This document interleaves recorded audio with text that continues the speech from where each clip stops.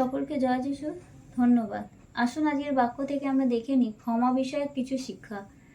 তো প্রভু মথি তার 18 অধ্যায় 22 পদে প্রভু বলেছেন যে পিতরকে তার ভাইকে ক্ষমা করার জন্য। পিতর জিজ্ঞাসা করছিল যে সে তার ভাইকে কতবার পর্যন্ত ক্ষমা করতে পারবে, 7 বার পর্যন্ত। তো তখন প্রভু বললেন যে 7 × 70 বার পর্যন্ত তোমরা ক্ষমা করতে পারো।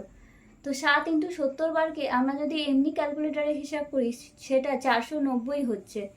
কিন্তু 490 বার ক্ষমা করার পর কি আর ক্ষমা করা যাবে না? যদি আমরা প্রভুর হিসাব থেকে ঘুরিয়ে ধরি, যদি আমরা 7 × 7 করে করতেই থাকি, তাহলে হয়তো ওটার কোনো সংখ্যা বেরোবে না আর, কেননা প্রচুর সংখ্যা হয়ে যাবে যেটার কোনো ক্ষমার শেষই হবে না।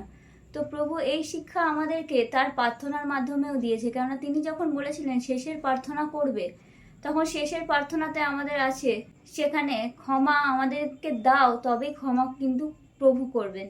তাই প্রভু সেই প্রার্থনা শেষে লিখে দিয়েছিল, মতি তার 6 অধ্যায়ে দেখবেন আপনারা 9 পদ থেকে প্রার্থনাতে, যে ক্ষমা করলে তবেই কিন্তু ক্ষমা পাওয়া যাবে। তো আমি বিশ্বাস করি যে আমার সকল ভাই বোনেরা যে ক্ষমা করতে জানে এবং আমরা যেন ক্ষমা হৃদয় নিয়ে করে উঠতে পারি। হালেলুয়া, আমিন।